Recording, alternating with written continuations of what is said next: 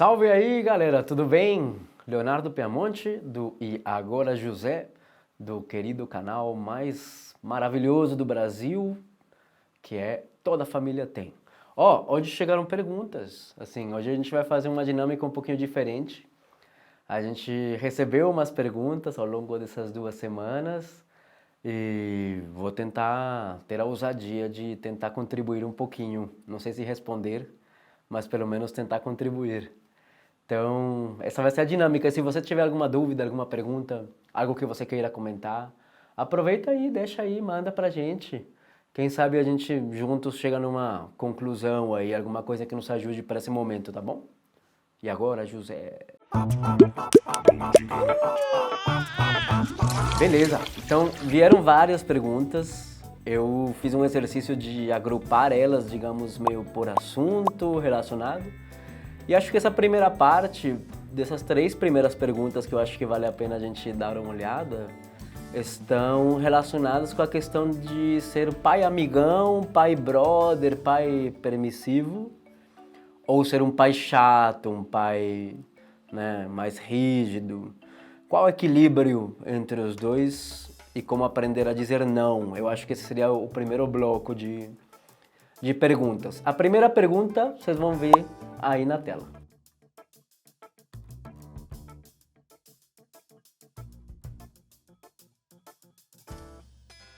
Acho que essa primeira pergunta ela é muito interessante porque já nos traz alguns elementos, né? Fomos criados por pais rígidos. Eu acho que um primeiro ponto que a gente poderia abordar aqui é que resulta um pouco injusto e um pouco, não sei, um exercício um pouquinho questionável a gente julgar os nossos pais a partir das questões que a gente sabe hoje. Eu acho que os pais que a gente teve e os pais que eles tiveram, especificamente os nossos avós, eles foram homens da sua época. Se eles não participaram mais, se eles não se envolveram mais, se eles foram rígidos demais, a gente tem que lembrar que eles foram pais em uma época um pouquinho diferente da nossa, né? Então eu acho que o primeiro ponto é a gente aprender a tentar fazer um pouco as pazes com essa ideia de exigir dos nossos pais aquilo que hoje, com o nosso conhecimento, com a nossa vontade, com nossas possibilidades, a gente faria com a nossa paternidade. Acho que vale a pena a gente iniciar por ali. Não obstante, porém, tem uma questão importante, que é também você aprender a dizer, aprender a refletir sobre aquilo que teu pai te trouxe também. E o que você vai disso levar para o seu filho. Por exemplo, a rigidez. Estou eu pronto para abrir mão dessa rigidez com a qual eu fui criado e que tipo de rigidez eu quero dar para o meu filho? Né? Acho que é um primeiro ponto ali, porque essa pergunta nos fala de tenho medo de ser odiado, né? Acabo dizendo sim a tudo. Aí eu acho que está a questão, né, de a gente poder realmente, como a gente falava no começo, chegar a um equilíbrio um pouquinho mais saudável, né? Não por você dizer sim a tudo, você vai ser amado. Talvez você, por dizer sim a tudo, você seja amado temporariamente. Mas eu acho que uma criança, acho que um filho no geral, o que ele mais precisa é de limites carinhosos, perdão, aí, latino falando. Limite carinhoso, um não amoroso. Eu acho que no mundo caótico, com sérias questões éticas, como o mundo que a gente vive, ele precisa de limites. Uma criança que nasce e cresce num espaço, uma criança que é imatura neurologicamente, uma criança que é imatura socialmente, culturalmente, ainda está no seu processo de aprendizado, essa criança precisa de limites. Sim, total. Limite é uma dádiva, é um presente que você entrega para o seu filho. Agora, como você estabelece, como você introduz esses limites, aí que está a questão. Você pode fazer isso de uma perspectiva autoritária, com esse rigor, com essa rigidez que você viu no seu pai. Com essa coisa de aqui não se faz isto porque não. Aqui se faz isto porque sim, né? Ou você pode se colocar como uma autoridade, que é diferente de ser autoritário. Uma autoridade ética, em que você é uma pessoa que consegue dizer para o seu filho por que sim e por que não. E você pode perfeitamente dizer não. Olha, não, isso não vai acontecer. A resposta é não. E não tem por que ser um não gritando, agressivo, nervoso. A resposta pode ser não, porque neste momento isso não vai acontecer, né? Eu lembro de uma história que eu acabei trocando com um amigo, né? Que falava assim, meu filho ele queria um pão de queijo antes do jantar e não sei o quê. E aí ele fala assim, se você não me der esse pão de queijo eu vou morrer. E aí esse amigo querido ele falava assim pro filho, nossa, eu não quero que você morra, não quero. Eu ficaria muito triste, né? Mas a resposta é não. E eu te amo mesmo assim, mas a resposta é não. Você não vai comer um pão de queijo antes do jantar. Vida que segue, esse amigo Thiago Queiroz. É isso, né? Sobre isso se tornar um problema entre vocês, eu acho que é isso, é um problema mesmo. O que você pode fazer, você pergunta, que está gerando um certo conflito entre você e a sua esposa, a mãe dessa criança, eu acho que é justamente isso. A gente começar a entender que para você ser um pai legal, você talvez vai ter que ser um pouco mais chato do que você acha. Para ser legal tem que ser um pouquinho chato. Porque nosso papel na vida dos nossos filhos não é de ser amigos. O nosso papel na vida dos nossos filhos é de sermos os pais, os adultos de referência, adultos amorosos, cuidadosos, responsáveis. E dar tudo para uma criança não é um ato de responsabilidade. É um ato de maus tratos, se parar para pensar. Uma criança imatura, que aos 3 anos é a criança que tem a última palavra no lar, não sei se a gente está fazendo um bem para ela. Não sei como a gente está trazendo a cultura para essa criança, de meu filho, meu amor, meu rei, você pode tudo. E todo mundo tem que girar ao redor de ti. Eu não sei se é bem essa mensagem que a gente precisa, sabe?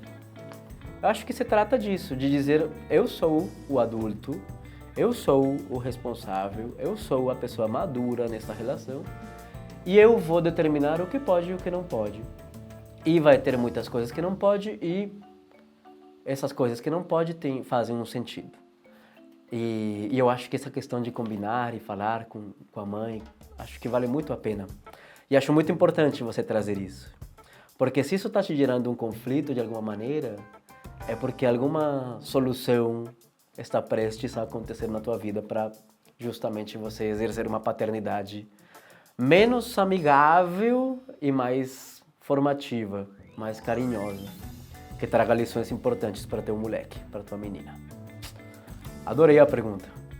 Vamos ver a pergunta outra que chegou? Vamos?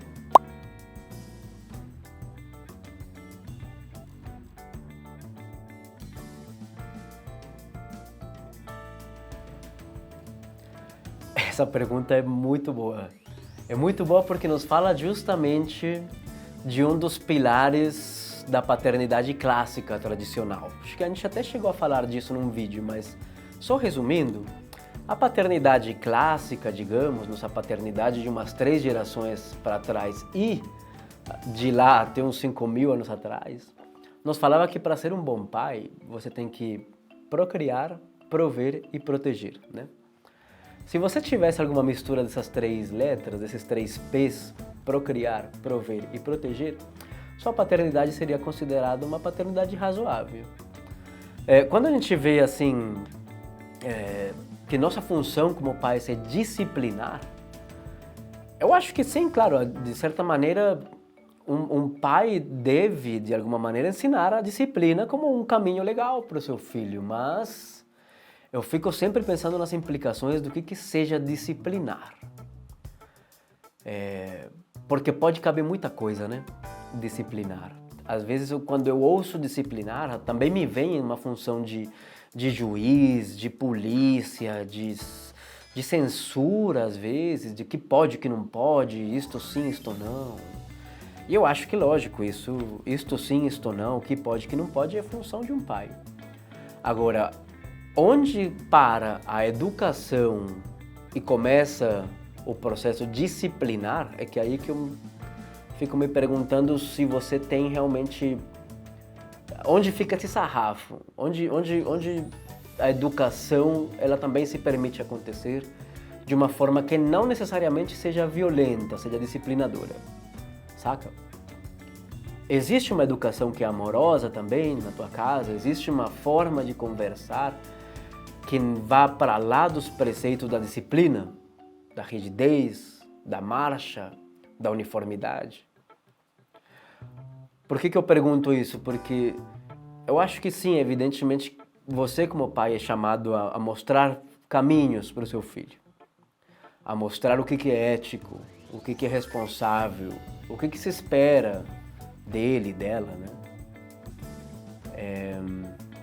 O que eu não sei bem é se a forma como a gente faz isso é tão rígida e tão disciplinadora que essa criança acabe de alguma maneira entendendo que na sua presença isso que tem que ser feito, mas assim que você for embora, assim que você não estiver por perto, o papo é outro, saca?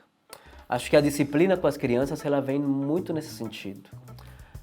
Os esquemas rígidos e disciplinários com as crianças, eles não geram confiança, eles geram medo, eles geram ansiedade.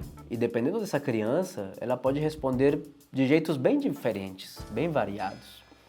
Uma criança, por exemplo, dependendo da sua personalidade, ela pode responder a questões disciplinares, rígidas, com uma sensação de que a vida não vale a pena ser vivida. Uma depressão, uma compulsão alimentar, né? Uns esquemas de automutilação. Outra criança pode aprender a mentir, outra criança pode aprender a ser violenta com outros, né? Praticar o bullying. Acho perigoso quando a gente mostra para uma criança que seu cuidador, seu pai, é uma figura de medo, mais do que uma figura de respeito, que eu acho que no fundo que todos nós queremos construir. Eu adoraria que meus filhos vissem no seu pai, olhassem para mim como uma figura que lhes inspira respeito, lhes inspira sabedoria, talvez porque o caminho vem com normas, com regras, sim, claro, com autoridade, mas sem autoritarismo, sem a violência. Eu só me pergunto assim, até que ponto essa disciplina tua, ela é castradora, punitiva, até que ponto ela é disciplinar. E me dá a sensação de que essa tua esposa está te dando a dica, está te dando a letra, de que talvez teu sarrafo está baixo demais ali no sentido de pouca tolerância para indisciplina. Mas é isso que uma infância é. Uma infância ela é indisciplinada, ela vai ter que aprender. Como ela vai aprender, aí vai ser contigo, José. Boa. Vamos ver a terceira pergunta? Vamos lá?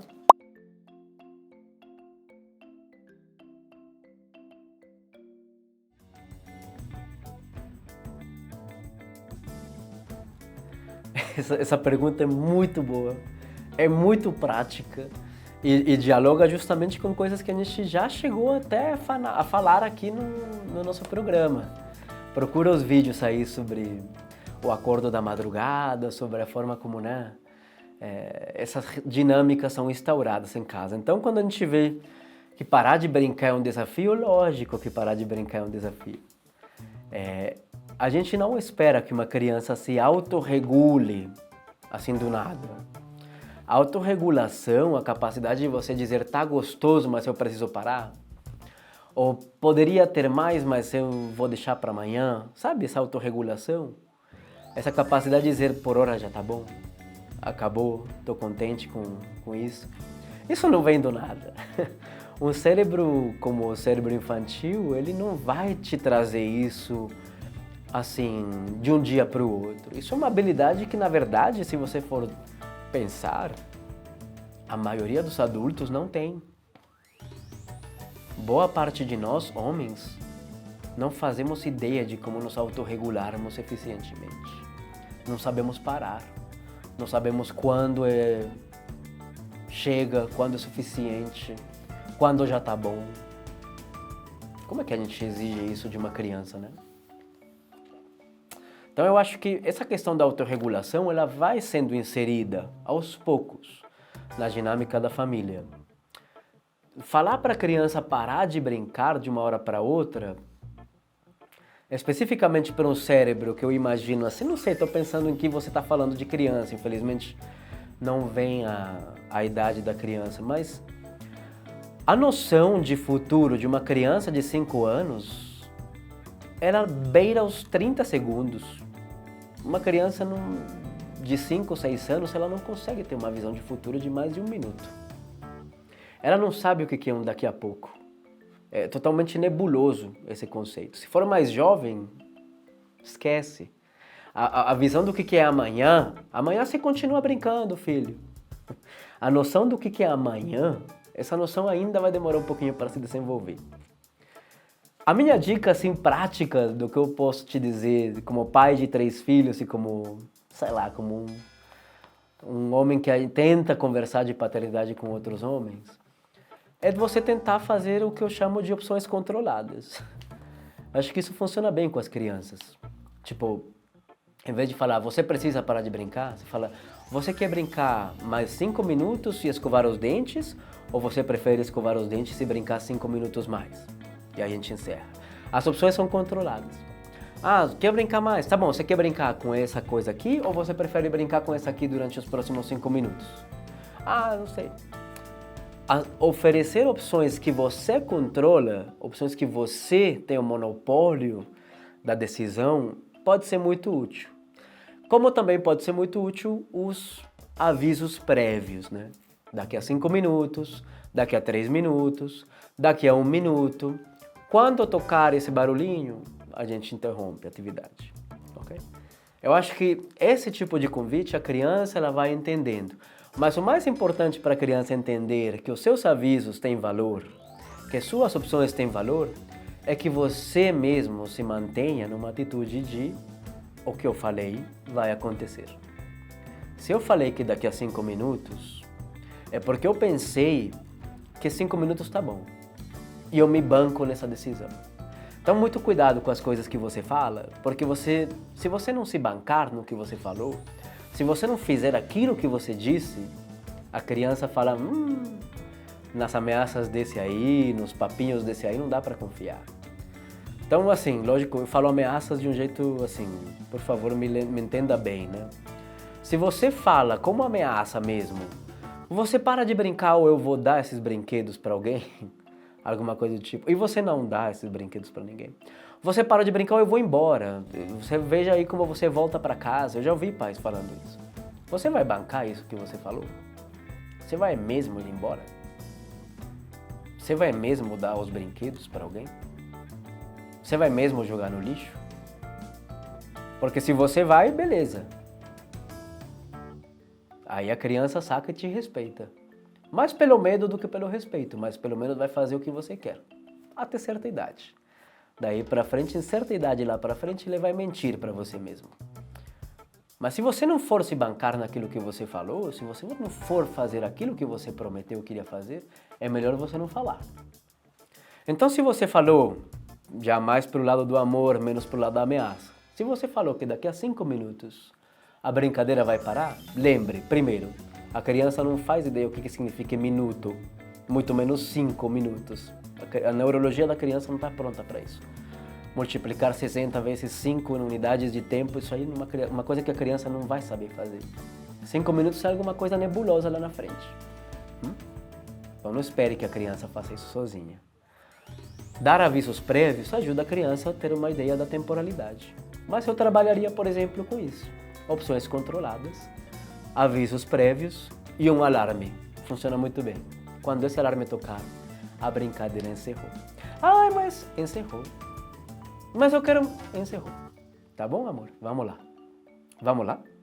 Vamos lá? Convide. Mas se banque. É isso. É isso, galera. Acho que eram as 3 perguntas que a gente tinha para hoje, assim, dessa primeira parte. Mandem mais perguntas, quem sabe a gente responde elas aqui. Chegaram algumas que eu deixei para outro vídeo. E assim que a gente tiver mais perguntas, a gente faz mais uma rodada. O que vocês acham? Deixa lá nos comentários. Até!